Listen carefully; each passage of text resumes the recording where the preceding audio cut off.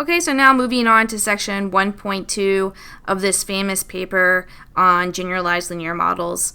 By the way, the link to this paper and the link to the complete playlist with all the videos I'm making on this paper will be provided in the description of this video. Okay, so what's going on here? This is a very short section, and it's about notation, but it's not that complicated in terms of we don't need to show anything here. We just need to recognize that this is the notation that they're going to use moving forward as we read this paper. So what's going on?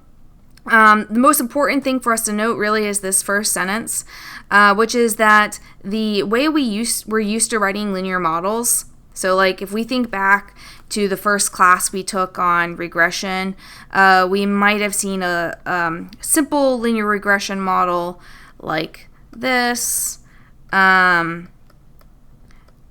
I equals 1 to n, and we had this error term in the back, and then we said something about that error term's distribution. We said it was normally distributed with mean 0 and some fixed standard deviation or fixed variance, right?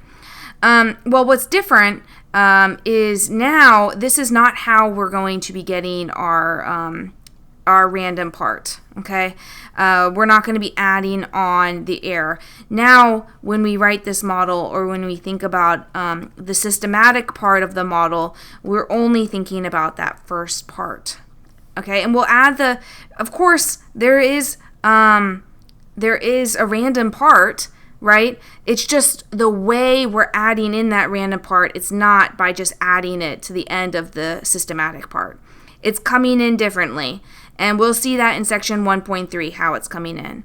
But right now, we are, the way we define our model, our linear model, is only the systematic part. There is no random part. Okay, so then just a quick thing about the notation.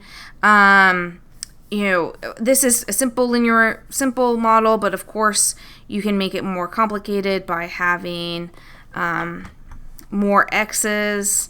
Say I have x2, x3, right? And then I have more betas like this, etc. So the notation that they're using is y to be it's like a vector of y's, right? So for all n of them. And this is going to equal the sum. So we're going to sum from I equals 1 to m, and that is basically all these different x values, right? And here, there's just like a times 1. So the first x is just 1. So beta, subscript I, x, I, right? And this is another vector of n of them. Okay, so hopefully you can see this notation here. The I is different, right? Here, we traditionally used I to indicate from 1 to n, where n was our sample size. Now I is indexing the number of parameters in your model, okay? So starting with the intercept all the way through to however many parameters you're using, okay? So this is the systematic part that we're going to be moving forward. This is the model that we're going to be thinking about as we continue reading this paper.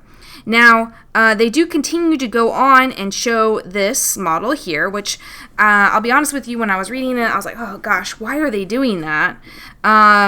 Maybe as we continue to read this paper, we will come to realize why they gave this example. But that's all it is, really. This is an example of a way that you could write this model up top, okay? Maybe they're just trying to show the flexibility of this model up top. This model up top, when they write x, they do not mean that x is a continuous variable or continuous number, right? It can be a quantitative number, or it could be a qualitative number.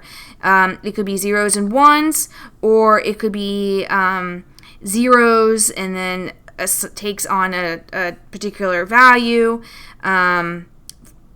sometimes, and then other times be zeros, right?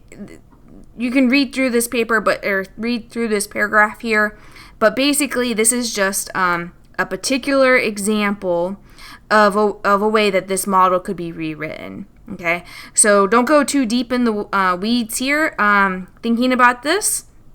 Maybe later we will see an example where they're using this, but basically what they're saying here is that this model up top, it's way more flexible than you probably realize, okay? And they're just trying to give you another idea of how, how this flexibility can be used.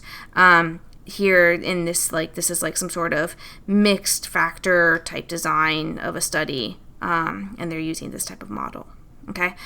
All right, so that's basically all this section is about, and next we will talk about the generalized linear model, which will bring in that error term, right?